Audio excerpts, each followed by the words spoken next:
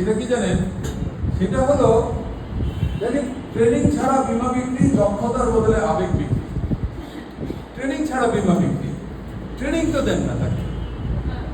Training না দেওয়ার জন্য তাকে আবেগ বিক্রি করতে বাধ্য করতেছেন। যাও তুমি বাবার পলিসি করে নিয়ে আসো, মায়ের পলিসি করে নিয়ে আসো, ভাইয়ের পলিসি আনো, বোনেরটা আনো, ভাবিরটা আনো, দুলাভাইয়েরটা আনো, আনো। তাহলে আপনি ওইভাবে আবেগ বিক্রি করার জন্য পাঠান, দক্ষতা নয়। সে তো দক্ষ হয় নাই, কিভাবে বেচতে হয়, কেমনে বেচবো, কার কাছে বেচবো, কার কাছে যাবো, কিভাবে করবো, কিভাবে শুরু করবো, সে তো জানে না।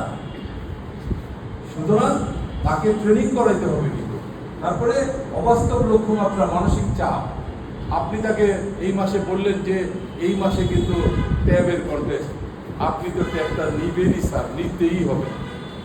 ট্যাব আপনাকে নিতেই হবে। 4 লাখ টাকা প্রিমিয়াম কোনো বিষয়ই না।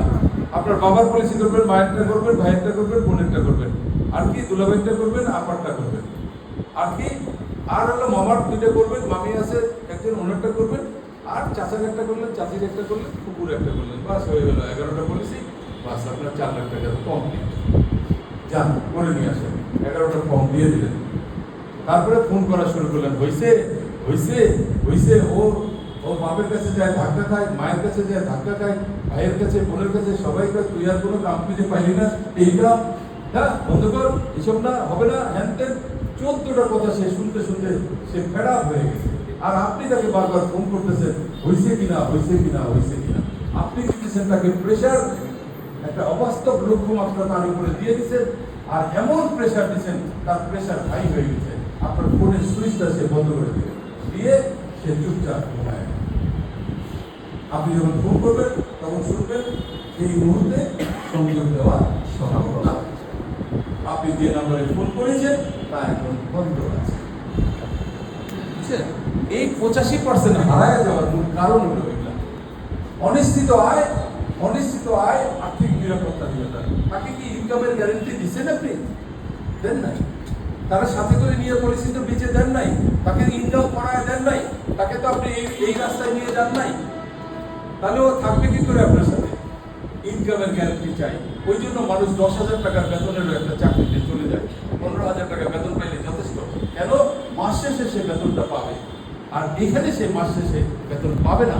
আপনি তাকে ইনকাম করারও ব্যবস্থা করে দিলেন না, তার পিছনে দৌড়ালেন না, তার পিছনে গুলোই করলেন না।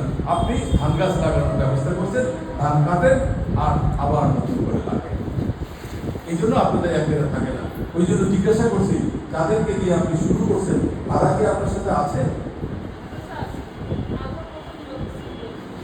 ওইটাই দরকার। আমি ওই জন্য বললাম, আমার 24 জন একে 24 জনই কাজ করতেছে, কেউ যাবে। আপনি যদি সত্যিকার অর্থে বুঝেন যে আম গাছ লাগাবো, নারিকেল গাছ লাগাবো, প্রতি বছর আপনি ফসল দেবেন, ওই জায়গাটা সামাজিক নেগেটিভ দৃষ্টিভঙ্গি, পেশাগত স্বীকৃতির অভাব। নেগেটিভ পেশাগত কোনো স্বীকৃতি নাই।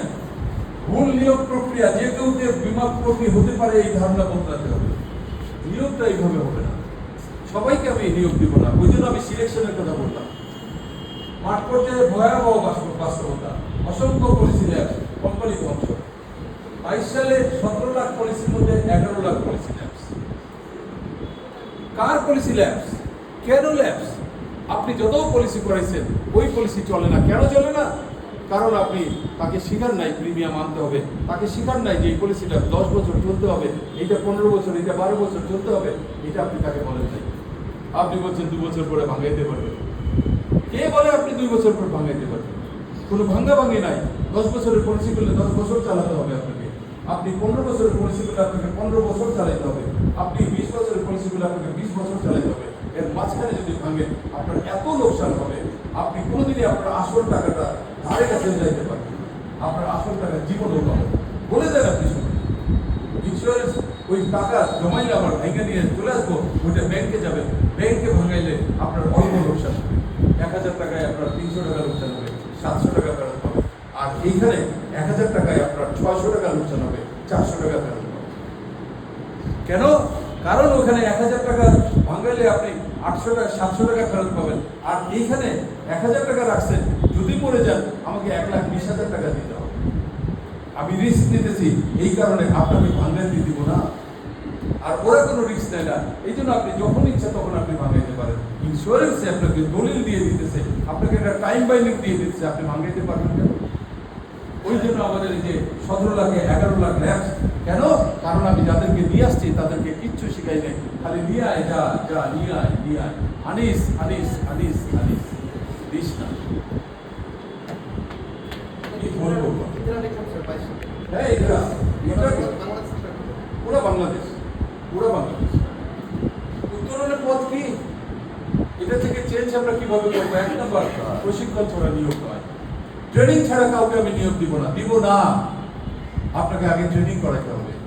আপনি নিজে পারেন, চাই বসকে দিয়ে করান, চাই আপনার ব্রাঞ্চ ম্যানেজারকে দিয়ে, অ্যাসিস্ট্যান্ট সেলস ম্যানেজার, যেটাই হোক, স্যার এই ক্লাসটা করে দিতে হবে। আমার স্যারেরা প্রত্যেকটা মানুষ আরো উপযুক্ত মানুষ। তারা যে জানে না তা নয়, তারা সব জানে, তারা সব পারে।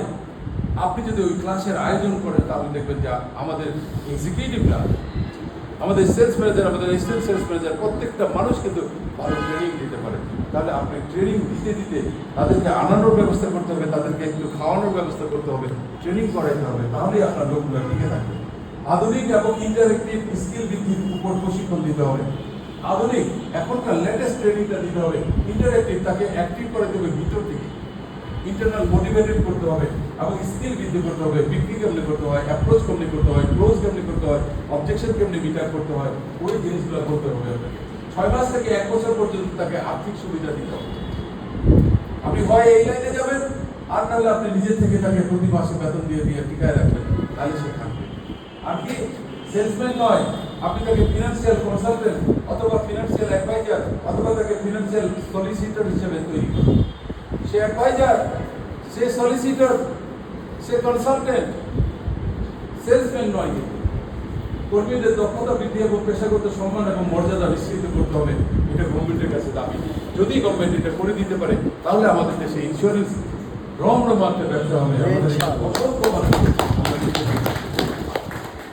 এইটা শুধু ছবি তুলে এজেন্ট রিটেনশনের জন্য কি করবেন, এজেন্টকে